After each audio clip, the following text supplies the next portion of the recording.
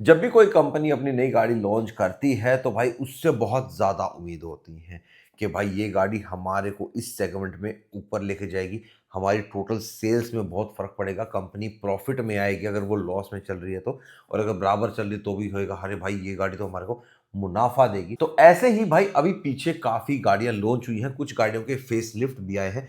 तो कौन सी गाड़ी ने कैसा परफॉर्म किया और क्यों मारुति की इस गाड़ी ने, नाम ही बता देता हूँ, विक्टोरिस, सेल्स होने के बावजूद भाई मिल रही है भारी भरकम डिस्काउंट पे। उसके अलावा कुछ सवालों के जवाब हैं और कुछ लेटेस्ट अपडेट भी है कि अब ARAI भाई माइलेज आपको नहीं मिलेगी गाड़ियों के अंदर, या यूं कहें कि अब आपको कम माइलेज मिलेगी, या यूं कहें कि अब आपको रियल माइलेज मिलेगी। तो ये सारे अपडेट रहेंगे, साथ साथ आपके सवालों के जवाब रहेंगे इस वीडियो के अंदर। तो हेलो जी, वेलकम बैक टू चैनल। कैसे हैं आप सब? उम्मीद करता हूं आप सब बहुत अच्छे होंगे, फुल सिविल लाइफ को एंजॉय कर रहे होंगे। सबसे पहले बात करते हैं विक्टोरिस के बारे में। 4-5 महीने हुए भाई इस गाड़ी को लॉन्च हुए और ये गाड़ी भाई अब आ गई है डिस्काउंट पे।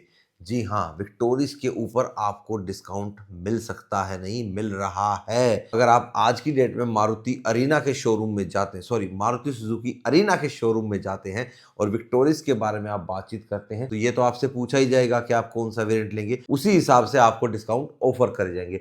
और सबसे ज्यादा डिस्काउंट जो आने वाली टेक्नोलॉजी है, मतलब यूं लगा लो जो आज टेक्नोलॉजी है जो आने वाले टाइम में बहुत ज्यादा पॉपुलर होने वाली है और कई कंपनियां भाई उसके ऊपर अब वर्क कर रही है, जो टोटली डिपेंड है डीजल पे। अगर आप समझ गए हो मैं किस कंपनी की बात कर रहा हूं तो अभी कमेंट बॉक्स में बता दो, नहीं तो वीडियो में आगे चल के मैं आपको बता ही दूंगा। तो जो स्ट्रॉन्ग हाइब्रिड है विक्टोरिस, उसके ऊपर भाई 2 से 2.5 लाख का डिस्काउंट है।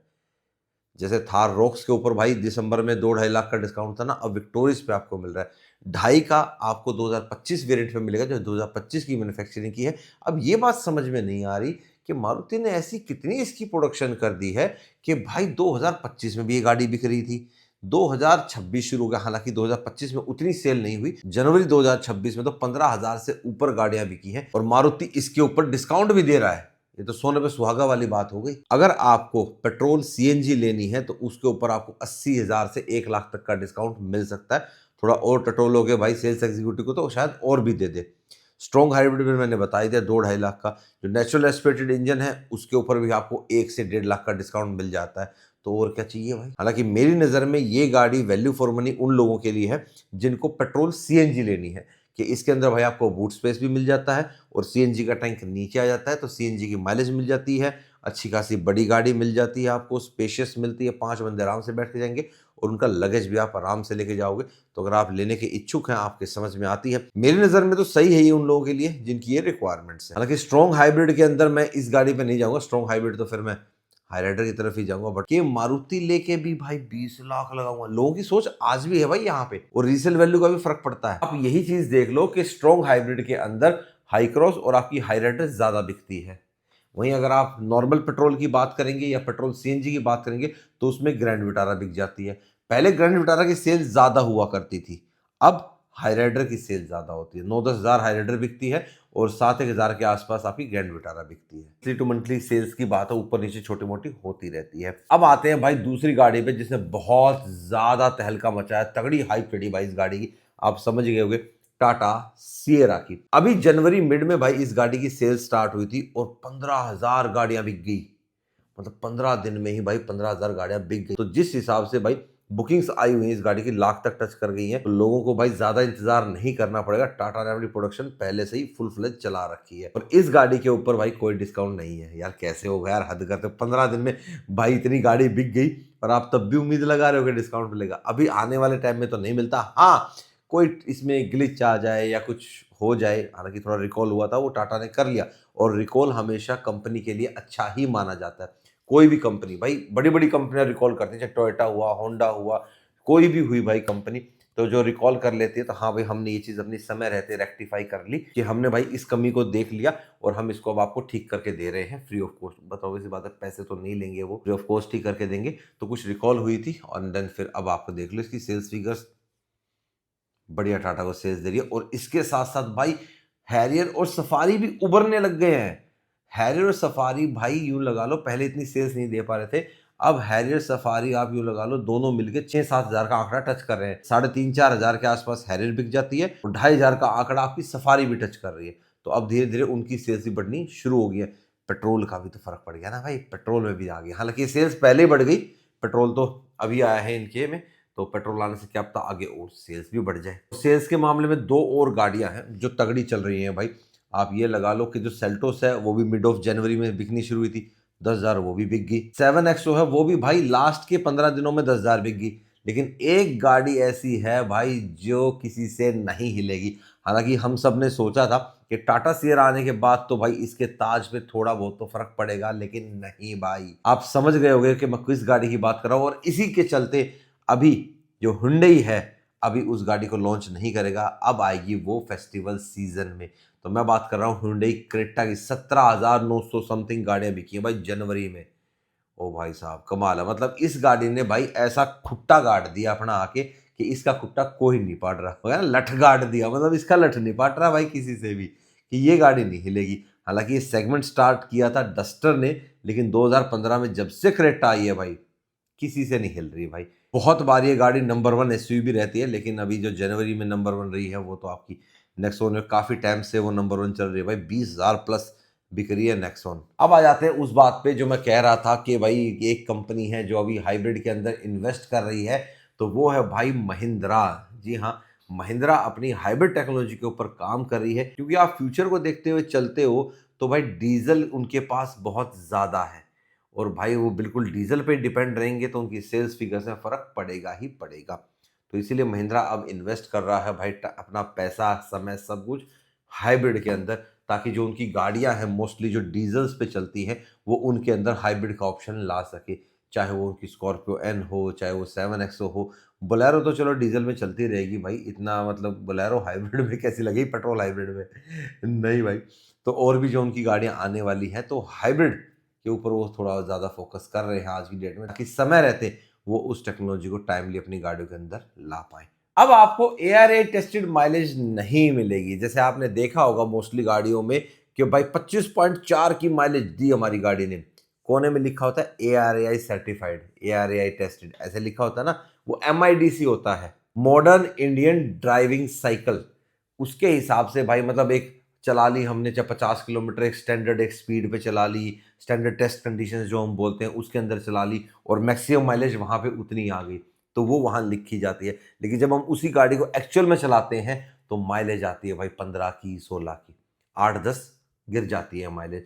तो अब वो माइलेज नहीं गिरेगी, माइलेज और ज़्यादा गिरेगी। कैसे? माइलेज उतना ही देगी आपकी गाड़ी, लेकिन जो टेस्ट माइलेज होगी वो रियल टाइम वाली होगी, क्योंकि जो नए BS6 नॉर्म्स आ रहे हैं या नए कैफे 3 नॉर्म्स आप कह सकते हो, उसके अंदर भाई आपका जो एक्चुअल माइलेज है वो कंपनी बताएगी कि भाई नॉर्मल जो कंडीशन हमारी है, ट्रैफिक है, हाईवे है, सिटी, ये वो सारी चीज़ें मिला के, तो अब कंपनी भाई 20 लिखेगी या 18 लिखेगी, तो 1-2 का ही फ़र्क रहेगा।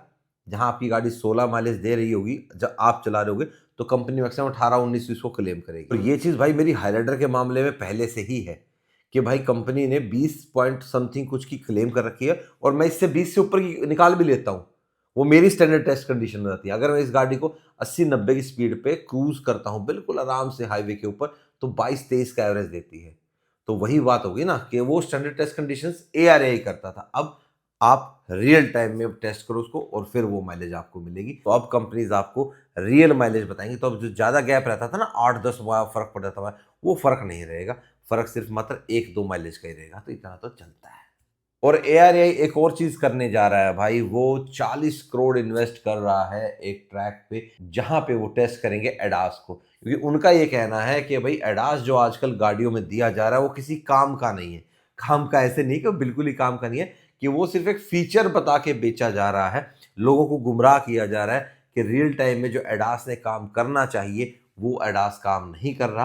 अरे भाई तुम माइलेज गलत बताया करते थे ARAI वालों, है स्टैंडर्ड टेस्ट कंडीशंस, तो रियल टाइम में माइलेज पहले क्यों नहीं बताई, अब तो एडास में ऐसे कर रहोगे। चलो यार देखो जो होगा देखा जाएगा, सच आएगा झूठ आएगा क्या आएगा। कहते हैं कि एडास वहां पे तो ऐसा काम किया था ARAI के पास, और रियल टाइम में पता लगता है चलता ही नहीं है। तो चलो कोई बात नहीं, ऐसा तो नहीं होगा कि चलेगा नहीं, ठीक है माइलेज कम हो सकती है लेकिन एडास कम नहीं होगा। तो वो प्रॉपर तरीके से करेंगे उस चीज़ को कि हाँ भाई, ताकि रियल टाइम में भाई एक्सीडेंट्स को कम किया जा सके। अब एक दो सवाल ले लेते हैं भाई, वैगनार 2015 है भाई की। अब उनकी आरसी के अंदर भाई डल गया है डीजल, फ्यूल यूज जो होता है वो डीजल डल गया। अब कह रहे हैं इंश्योरेंस रिन्यू नहीं हो रहा।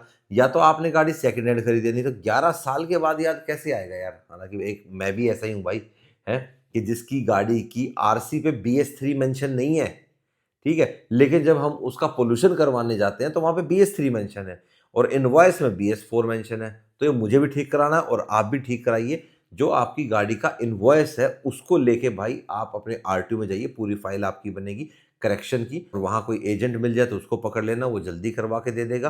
तो ऐसे भाई आप अपना करेक्शन करा सकते हो और फिर उसके बाद आपका इंश्योरेंस भी हो जाएगा। मेरे को तो हैरानी है कि 11 साल से आप पोल्यूशन कैसे करवा रहे हो। पेट्रोल आ रहा है, डीजल लिखा हुआ है वहां पे। एक भाई को वीआईपी नंबर लेना है, वो ये पूछ रहे हैं कि हरियाणा में अब क्या सिचुएशन है, मैं जिस डिस्ट्रिक्ट का मेरा एड्रेस है वहीं का नंबर ले सकता हूं या मैं हरियाणा में कहीं का भी ले सकता हूं। भाई अब आप हरियाणा में कहीं का भी नंबर ले सकते हो।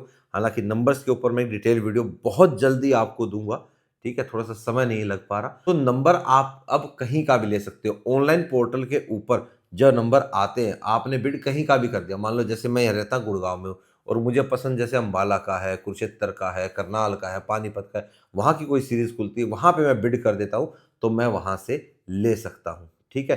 तो ज़रूरी नहीं है कि जहाँ का आप नंबर ले रहे हो वहाँ का ही आपको नंबर लेना पड़े। एक सवाल और है वैगनार का कि सेकंड से फर्स्ट गियर लगाता हूँ तो बहुत हार्ड हो जाता है। भाई आप अपना गियर बॉक्स चेक कराओ, गियर ऑयल काफ़ी टाइम से आपने चेंज नहीं कराया तो गियर ऑयल को चेंज कराओ। पहले और दूसरे गियर में गड़बड़ लग रही है आपके, तो आप अपना एक बार गियर बॉक्स जाके चेक कराइए। पहले ऑयल चेंज कर लीजिए, अगर उससे फ़र्क पड़ जाए तो ठीक है, नहीं तो एक बार जाके आप अपना गियर बॉक्स चेक कराओ, पूरा मैकेनिक से चेक कराओ भाई। और यार ऐसी चीज़ों में चलो ठीक है, मैंने आपको हल्का सा तो बता दिया। एक भाई ने मुझे कमेंट कर रखा, इवन इंस्टाग्राम पे भाई का मैसेज, और मैंने रिप्लाई भी कर दिया था। भाई मुझसे लिख रहा, भाई DRL नहीं चल रहा गाड़ी का, क्या करूं। मेरे को एक भी इतनी हंसी आई भाई, भगवान कसम क्या बताऊं। मैं वहां मौके पे मौजूद नहीं हूँ, मुझे कंडीशंस का नहीं पता कैसे है क्या नहीं है, तो मैं कैसे बता सकता हूँ। फिर मैंने उनको यही कहा कि भाई आप एक बार इसको अपने सर्विस सेंटर लेके जाइए, वहाँ पे चेक कराइए। कई बार क्या होता है, फॉल्ट आ जाता है, टाटा महिंद्रा है, वो कहते हैं ना चलता है, तो गाड़ी कई बार बंद करके दोबारा से स्टार्ट करते हैं तो चालू हो जाता है। कई बार नहीं होता है तो भाई फिर आप अपना वर्कशॉप लेके जाओ, वो चेक करेंगे, डायग्नोस करेंगे। वारंटी में होगा तो आपको चेंज हो जाएगा, वारंटी में नहीं होगा तो आपको पे करके चेंज करवाना पड़ेगा। तो ऐसे होता है भाई। वीडियो के अंदर एक गलत चीज बोल दी मैंने कि जो सिएरा है वो 7,000 बिकी है भाई 15 दिन में ना, 15 नहीं बिकी है भाई, 7,000 बिकी है। तो वहाँ थोड़ा सा करेक्शन करना पड़ा। हालांकि मैं वीडियो में वहीं पे लिख दूंगा, सिएरा की सेल्स फिगर्स में वहाँ लिख दूंगा। मैंने बहुत बार 15-15 बोल दिया ना, 15 दूसरी गाड़ी बिकी थी। 15,000 स्कॉर्पियो एन बिकी है भाई जनवरी में, तो मैंने उसका बोल दिया 15,542 समथिंग बिकी है स्कॉर्पियन, स्कॉर्पियन और क्लासिक दोनों मिलके। नहीं तो लोग कहेंगे कि विक्रम भाई ये कौन सा डाटा आ गया तुम्हारे पास सिएरा का, तुमने तो टाटा से पैसा ले लिया होगा कि तुम 7 का डबल करके सीधा बता रहे हो 15,000। नहीं नहीं भाई, 7,000 सेल हुई है 15 दिन में, तो उस हिसाब से महीने में करेंगे तो 15,000 गाड़ियां बिक जाएंगी। ये था जी एक छोटा सा क्विक अपडेट आप सबके लिए। अगर ऐसे क्विक अपडेट आपको चाहिए हफ्ते के अंदर कोई एक वीडियो ऐसी, तो कमेंट बॉक्स में बता देना कि ऐसे ही आपको एक न्यूज़ अपडेट हो जाए या ऑटोमोटिव इंडस्ट्री में क्या चल रहा है, आपको सारी उसकी जानकारी मैं दूं हफ्ते में एक बार, तो प्लीज़ बता देना। बाकी मिलेंगे अब आपसे नेक्स्ट वीडियो में। Till then bye bye, take care and live the life to fullest. Good night.